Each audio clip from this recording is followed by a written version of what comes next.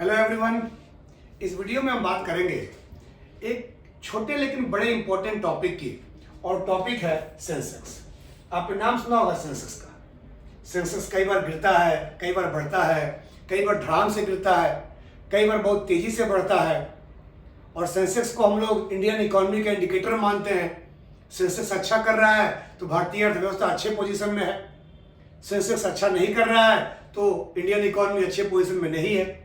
तो आखिर सेंसेक्स होता क्या है, कैसे काम करता है, कैसे बढ़ता है, कैसे घटता है, इन सब की बात हम करेंगे। और हमारा जो फोकस है एग्जामिनेशन पॉइंट ऑफ व्यू रहेगा, ताकि एग्जाम में इससे कैसे क्वेश्चन आए हैं और कैसे क्वेश्चन बन सकते हैं, इन पे हम फोकस करेंगे। और इसके जो भी संबंधित पीडीएफ होंगे वो आप लोग मेरे टेलीग्राम चैनल पे ले सकते हैं, और उसका लिंक जो है आप लोगों को डिस्क्रिप्शन में मिल जाएगा। वहां से आप डाउनलोड कर सकते हैं और अपने नोट्स को बेटर कर सकते हैं।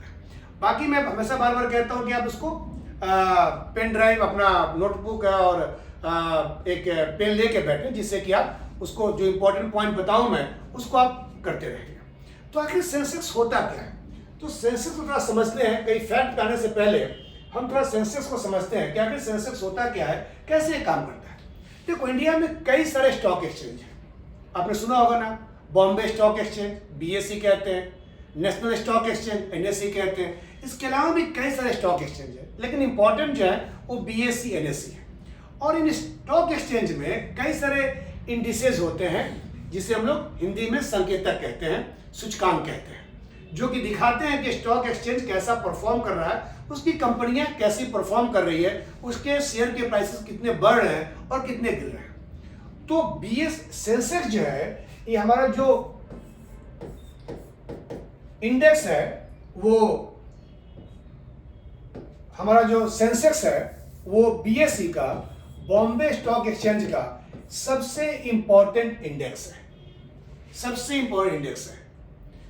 देखो, सेंसेक्स कोई वर्ड नहीं है, सेंसेक्स जो कोई वर्ड नहीं है, बल्कि सेंसेक्स जो है ये दो वर्ड का सम्मिश्रण है।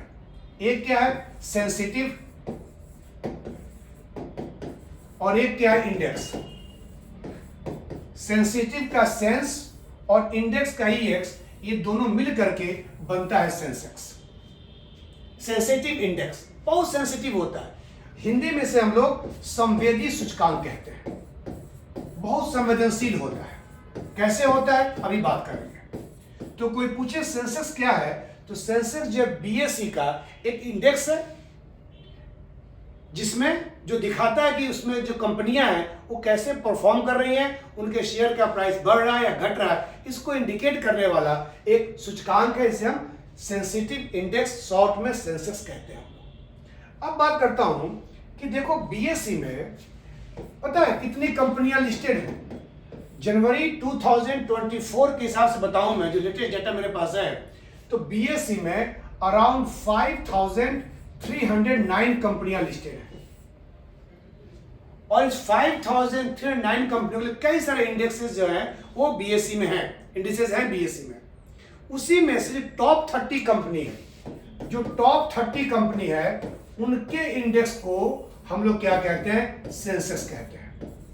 यानी एक इंपॉर्टेंट पॉइंट जान लीजिए कि सेंसेक्स में आउट ऑफ 5309 कंपनी, यानी अराउंड 5300 कंपनियां सेंसेक्स बीएसई में है, उसमें सिर्फ टॉप 30 कंपनियां जो है वही आपके सेंसेक्स में है। Top 30 company. अब ये टॉप 30 कंपनियां कैसे आती है? जैसे क्लास में बोलूं कि टॉप टोटल 30 बच्चों में टॉप 5 बच्चे कौन है, तो मार्क्स के बेस पे जिन बच्चों को अच्छा मार्क्स आता है वो टॉप में आ जाते हैं।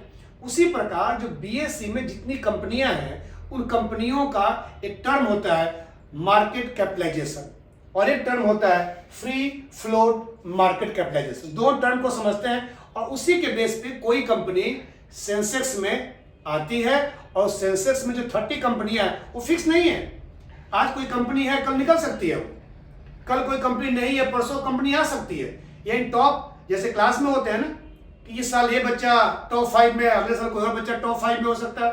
वो कोई फिक्स तो होता है, जिसका मार्क्स अच्छा आया वो टॉप 5 में आ सकता है। उसी प्रकार यहां पर भी ये नहीं है कि एक बार टॉप 30 कंपनी जो हो गई वही रहेगी हमेशा। वो कंपनियां निकलती हैं और कंपनियां आती हैं। अब इसमें दो टर्म समझना है हम लोग को। पहला समझना है मार्केट कैपिटलाइजेशन, जिसे हिंदी में कहते हैं हम लोग बाजार पूंजीकरण।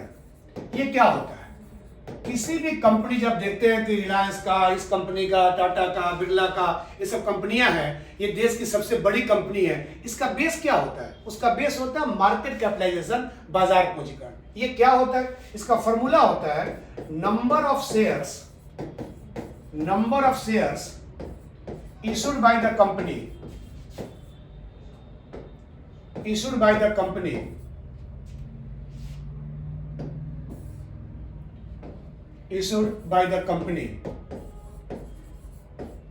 into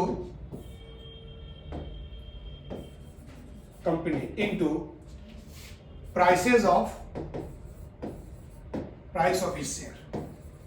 यानी मान लो किसी कंपनी ने अगर 100 शेयर इशू किया है और उस कंपनी के शेयर का प्राइस 10 रुपीज है, तो 100 इंटू 10 यानी कंपनी का मार्केट कैपिटलाइजेशन वैल्यू जो हो गया वो 1000 हो गया। आप देखते हैं ना कि रिलायंस का इतना लाख करोड़ है, टाटा का इतना है, इन्फोसिस का इतना है, बिरला का इतना है। वो है ही है कि जितने कंपनियों ने शेयर इशू किया है और शेयर का प्राइस इतना है, उसको मल्टीप्लाई कर दो, वो आ जाएगा मार्केट कैपिटलाइजेशन। लेकिन जो सेंसेक्स में कंपनियां आती हैं वो इसके बेस पे नहीं आती हैं, उसके लिए टर्म नया है, वो टर्म है फ्री फ्लोट मार्केट कैपिटलाइजेशन। ये क्या होता है? देखो, मैं इन चीजों को लिख रहा हूं, मैं चाहता हूं उसको टाइप करके दे देता आप लोगों को, लिख इसलिए रहा हूं ताकि आप चीजों को समझें। लिखने में थोड़ा क्या होता है कि आपका कंसंट्रेशन यहां बनता है, इसलिए समझ जाते हैं। जो सिर्फ पीडीएफ पे थोड़ी चीजें जो फास्टली होती है वो समझ में नहीं आती, इसलिए मैंने इंटरेस्टली इसको लिखने का दिया। बाकी जो पीडीएफ के जो टाइपिंग वाली चीजें मैं दिखाऊंगा आप लोगों को, वो आपको मिल जाएगा। तो फ्री फ्लोट का मतलब क्या होता है? Free float market capitalisation. जैसे बताया मैं, जितना कंपनी के पास शेयर है और जितने कंपनी के शेयर का प्राइस है उनको मल्टीप्लाई कर देंगे, वो आ जाएगा मार्केट कैपिटलाइजेशन। लेकिन एक टर्म आ गया फ्री फ्लोट। ये क्या होता है? तो किसी कंपनी ने, मान लो कोई कंपनी एक्स, इसके टोटल शेयर इसने इशू किया 100, सॉरी टोटल शेयर्स कंपनी के पास है 100। मान लो रिलायंस को ले लो, रिलायंस इंफ्रा है, रिलायंस पावर है, उसके पास 100 शेयर है। अब इस 100 शेयर में से कुछ शेयर जो है वो रिलायंस के ओनर के पास होगा, अंबानी फैमिली के पास होगा। मान लो उस अंबानी फैमिली के पास 30 शेयर है, 30 शेयर है। तो 30 शेयर को टोटल शेयर्स माइनस करने के बाद जो बचता है उसे कहते हैं हम लोग क्या? उसे कहते हैं फ्री फ्लोट शेयर। यानी फ्री फ्लोट शेयर फॉर्मूला क्या हो गया? टोटल नंबर ऑफ शेयर जो कंपनी के पास है minus share holding bye the company owner. Company के ओनर के पास जो शेयर होगा उसको माइनस कर लेंगे और वो आएगा फ्री फ्लोट मार्केट के फ्री फ्लोट शेयर। अब फ्री फ्लोट शेयर जो होगा उसका कितना नंबर है और उसका क्या प्राइस है, उसको मल्टीप्लाई करके हम निकालते हैं फ्री फ्लोट मार्केट कैपिटलाइजेशन। यानी total number of share issued by the company to outsider, company के अपने ओनर के अलावा जो बाहर के लोगों को कंपनी ने शेयर बेचा है उसका कितना नंबर है और उसको मल्टीप्लाई कर देंगे जब हम शेयर के प्राइसेस से, तो जो वैल्यू आएगा उसे कहेंगे फ्री फ्लोट मार्केट कैपिटलाइजेशन, बाजार पूंजीकरण। और उसके आधार पर जिस टॉप 30 कंपनियों को हम लेंगे, जो टॉप 30 कंपनियों के पास फ्री फ्लोट मार्केट कैपिटलाइजेशन होगा, वही कंपनियां इसमें शामिल की जाएंगी, वही कंपनियां इसमें आएंगी। ये ध्यान रखने वाली बात है, ठीक है। यानी समझ गए किस बेस पे कोई कंपनी, जो 5300 के आसपास कंपनियां हैं, उसमें से किस बेस पे कोई कंपनी सेंसेक्स में आती है। टॉप 30 कंपनी आती है जिनका फ्री फ्लोट मार्केट कैपिटलाइजेशन सबसे ज्यादा होता है, वो टॉप 30 कंपनियां आती है। और कंपनी उसमें फिक्स नहीं है, कंपनी निकल भी सकती है और कंपनी आ भी सकती है, ये इसका रूल है ना। तो किस बेस पे हुआ, सेंसस का मतलब क्या हुआ, ये आप यहाँ पे जान गए, ये आपके लिए इंपॉर्टेंट है।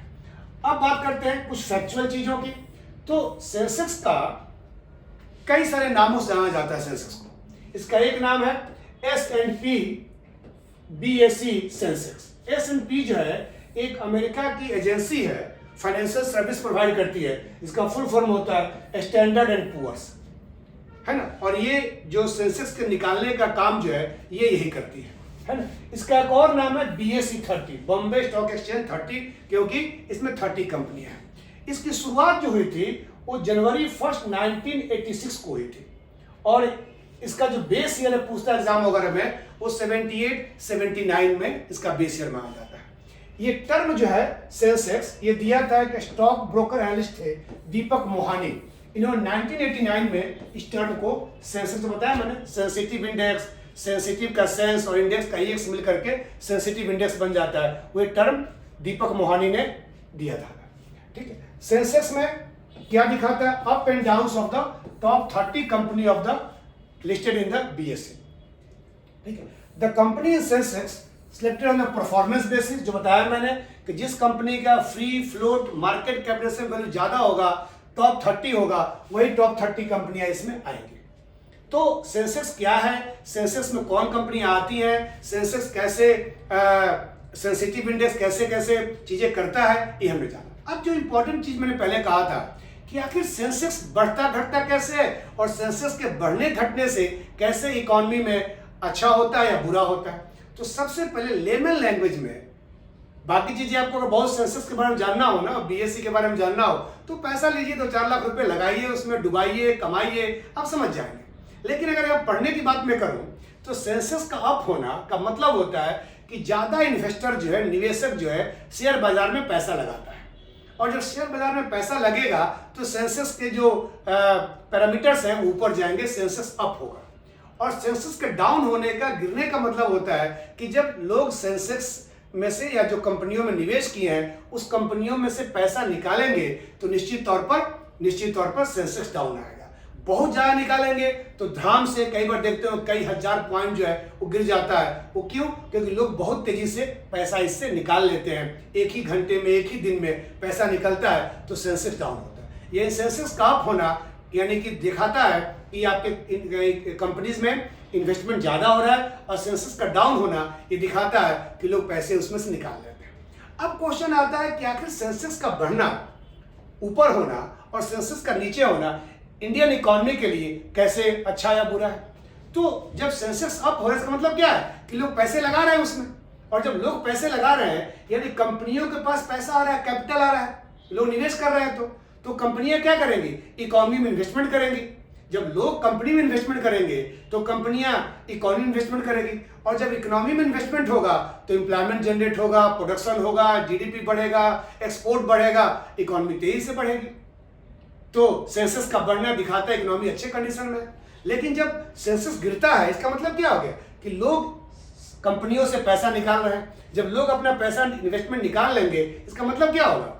इसका मतलब होगा कि जो कंपनीज हैं उनके पास कैपिटल की कमी होगी, और जब कैपिटल की कमी होगी तो कंपनी जो है इन्वेस्टमेंट नहीं करेगी, निवेश नहीं इकोनॉमी में करेगी, और उसके चलते एम्प्लॉयमेंट, प्रोडक्शन, जीडीपी सब डाउन होने शुरू हो जाएगा।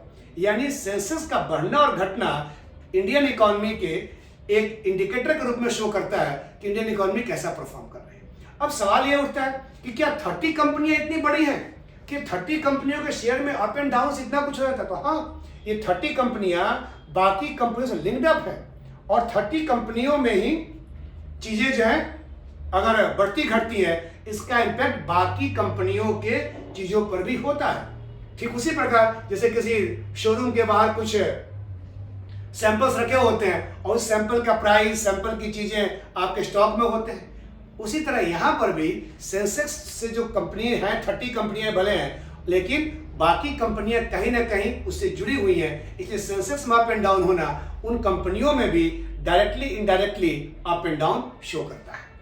ठीक है ना? तो ये सेंसेक्स के बारे में हमने चीजें जानी जो कि आपके एग्जाम के लिए इंपॉर्टेंट होगा, और कंसेप्चुअल चीजें भी आपने कई इसमें टर्म समझ लिए, उन टर्म को नोट कर लेंगे पेपर पे, कॉपी पे दोबारा रिवाइंड करके वीडियो देख लीजिए, कोई बात नहीं है, लेकिन टर्म को याद रखिए, दिमाग में भी रखिए, ताकि अगर मेंस में भी कुछ क्वेश्चन बनते हैं इससे आप लिख सकते हैं, और प्रीलिम्स के क्वेश्चन तो इससे बने जाएंगे आखिर सेंसेक्स होता क्या है, कैसे कैसे डेवलप होगा। तो उम्मीद करता हूं ये वीडियो आपके लिए काफी इंपॉर्टेंट होगा, और 10-12 मिनट में आपने चीजें समझी और निश्चित तौर पर एग्जाम के लिए काफी फायदेमंद आपके लिए हो सकता है। सो इस वीडियो में इतना ही, अगले वीडियो में फिर किसी और टॉपिक की बात करेंगे। Thank you for watching this video. Thank you.